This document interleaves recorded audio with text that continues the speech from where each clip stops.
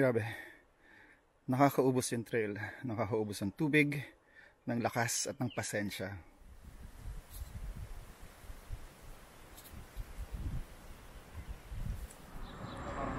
Hi guys, good morning. Nandito kami ngayon sa Ayala Triangle Garden, specifically at the Ayala Tower 1 lobby, and we are getting ready. We're waiting for our last companion to arrive because we are going to Nueva Ecija to climb Mount 387. Okay, we are ready. Nandito kami ngayon sa jump off ng Mount 387 dito sa sa Caranglan sa Nueva Ecija. First time ko dito, and it's doubly exciting kasi panahon pa ng pandemya. So we'll see. Marami na daw tao sa taas. It's gonna be a lot of fun. Ako si Roy, ang ka-text niyo at ang coordinator po sa ating Mount 387. Welcome po sa huling bayan ng Nueva Ecija, ang bayan ng Caranglan at ang pinakamalawak na bayan sa lugar namin. Nung nasa kupal ng dalawang kabundukang mahaba, yung Sierra Madre sa gawin at ito ay Caraballo Mountain na akyatin nyo. Pinagkatiwala sa amin ng DNR sa pamamagitan ng isang MOA o kasunduan na kami yung mga ngalaga ng 387.9 hektarya ng Talavera Watershed Forest Reserve. Para madali namin siyang ma-identify, tinawag namin siyang Mount 387. Sa purpose lang yun na madaling ma-identify noong una. So, 20 years bale yung total na taong aming pangalaga dyan. Basta.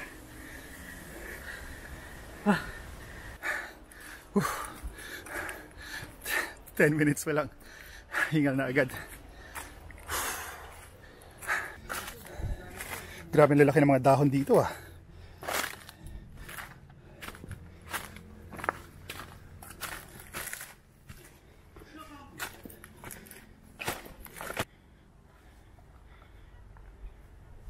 Lawak na trail dito. Grabe, dami nun ah.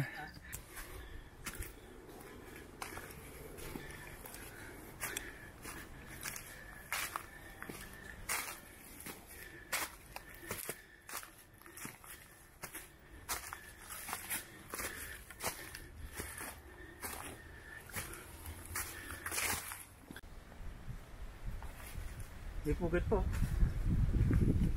Ito nga, may pugad nga. Pero walang eggs eh. May eggs.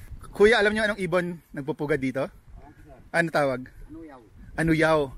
Sa lupa ba sila o sa taas? Ah, so nahulog lang to. Hindi na pa lang. Taas yung ulap. Yan, nasa unahan yung pine tree. Sabi ni Kuya, pag narating na yung pine tree na yan, malapit na yung campsite. Pero according to my GPS, 1.5 kilometers pa. So, okay, makakalahati na kami. Pero kayang-kaya.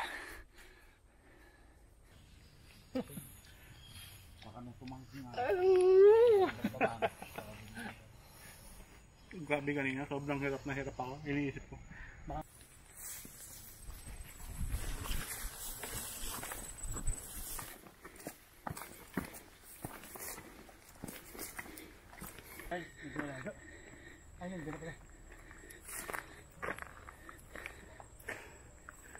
But wait! There's more! There's more paakyat! Sana ito na nga yung last. Kuya, ano yung dala mo? Yellow, sir. Yellow? Sino nagpaakyat, isang grupo? Magkano bayad paakyat ng soft drinks? Sir, 400. Akyat, ano yan? Ilang soft drinks yan? Isang 2 litro sa 10 yan. Wow. Sa ganun din bayad sa'yo? 100 din. Ang nagkukuha niyan eh, hindi na namin. Ang ganda ng view at ang init din. TL, sana tayo banda? Hindi ko pa sure eh. Andito na kami sa Batong Amat Peace Park. Ito ang tinatawag nilang summit ng Mount 387. Kamusta dyan? Alright, eto na. Ito na yung pinaka-summit, pinakamataas na parte ng Mount 387. Hindi siya yung official name ng mountain. It's part of the Caraballo mountain range. Pero because the locals are managing 387 hectares, ito tinawag nilang Mount 387. At nandito na kami. At kitang-kita na sa baba, nasa likod ko, yung campsite. Look and admire the view here at Mount 387. Ganda. So itong poste na to, this is actually a flagpole.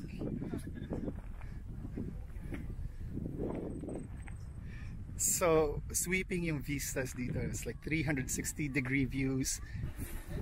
Ito na ang aming syudad. Our nylon city. Ba't ang baba? Mahangin alman eh. Yes! Welcome, Charles! Magkakasap, nag-pitch kami nito.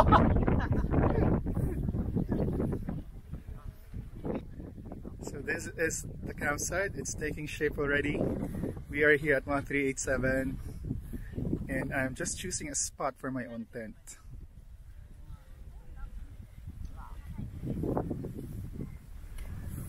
Ganda ng view dito, sobrang lamig, sobrang sarap ng hangin. First time namin lahat dito, no? But it's very nice. And now I'm going to prepare galvijing with my friends and new friends. And here in the Philippines actually, Korean beef stew uses potatoes. But syempre, I first tried Korean galvijing when I was in Korea, and traditionally Koreans use Korean radish. And kahit na hindi na nilalagay yan as you know, sliced, they actually remove the sharp edges. So kahit na it has no flavor value, I'm doing it para lang we can do the authentic Korean. This is it. This is how you do it.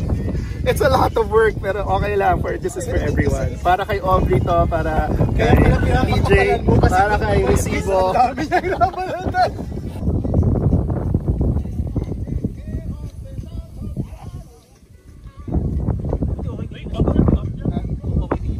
Hi guys, good evening again. Nandito ulit na kami sa campsite and dinner is ready. This is what I prepared for my group.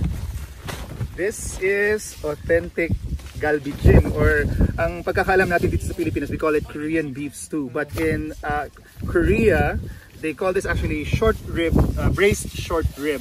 So sa Pilipinas, sometimes they use the cheaper cut of beef, and they don't use the one with the bone. They don't use short rib basically. But I decided to use this. It's more expensive and heavier, but it's a great treat and I hope they like it kasi medyo parang 4 na oras kong niluto dito sa bahay. So the preparation, pre-cooking was done at home, but the finishing and all the love was done here. And guys, enjoy! Cooking with Dave. Okay guys, cheers! Cheers! Welcome Teddy, Trixie, John, and Charles to the SBGCQ hikers. Woo! Alright, this is the only light that I have here inside the tent, and I'm getting ready to sleep. So it's a very, very windy evening, and I hope that I can keep myself warm despite the wild wind outside. My tent is staying still. I think it's gonna survive the evening, so beautiful views this morning.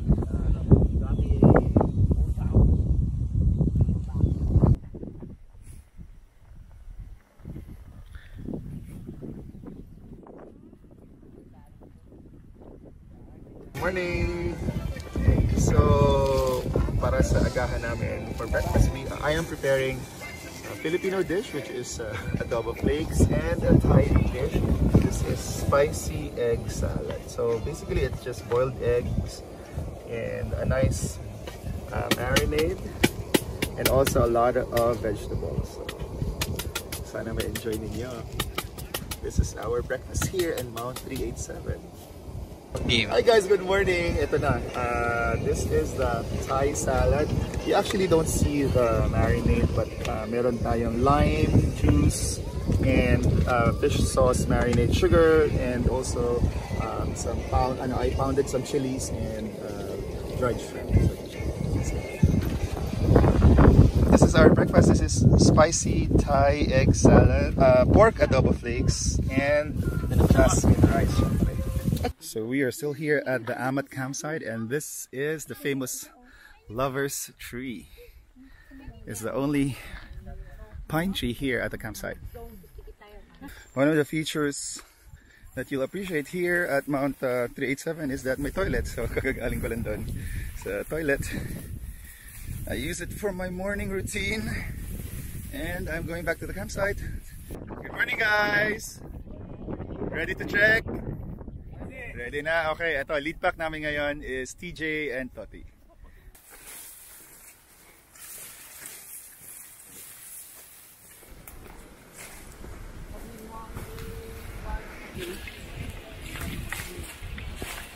Magandang umaga. Magandang umaga po.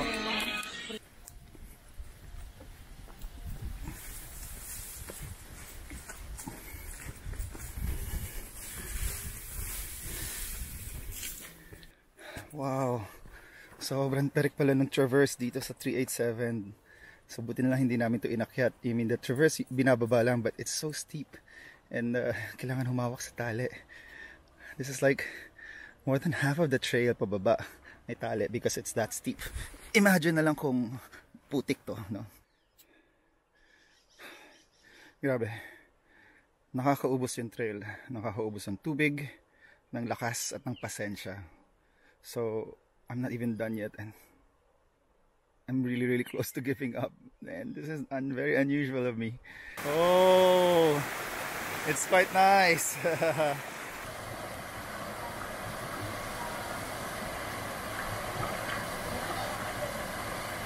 It's 11 in the morning and we are here at the Aloha Falls. Nasa paanan to ng Mount 387, which we just descended na sobrang hirap. Kung naubos yung lakas mo dito, this waterfalls behind me, called the Aloha Waterfalls, will rejuvenate you. Sarap ng tubig, malamig, and it's just a nice place to relax and to keep cool despite the heat. Sobrang init dito, but a lot of people here, because not just the people who climb the mountain, but also people who just walk over to see the waterfalls.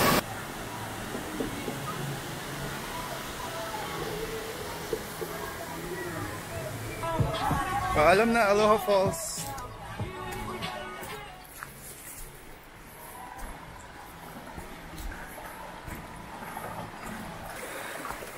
So matapos yung mahigit 2 oras na palusong, grabing palusong, sobrang tarik, isa sa pinakamatarik na binaba ko in my mountaineering career, to be honest.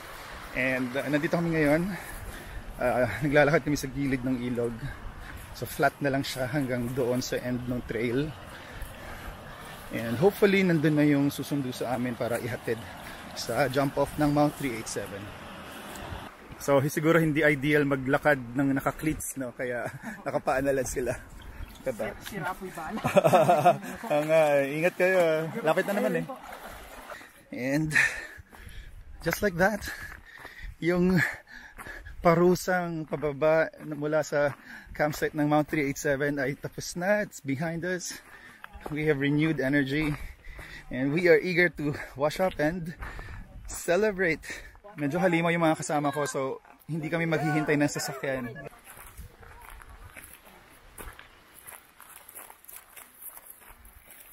Isa ito sa mga paraan ng pagpapatuyo ng damit dito sa probinsya, no? Nilalatag siya sa dry part ng river. So dito na sila naglaba at dito na rin sila nagpatuyo. Lapit na kami sa highway. Finally, andito na ulit kami sa jump off ng Mount 387. After more than 3 kilometers yata paglalakad sa kalye at sa gilid ng ilog. We're back here. Makakaligo na, makakabihis. Salamat.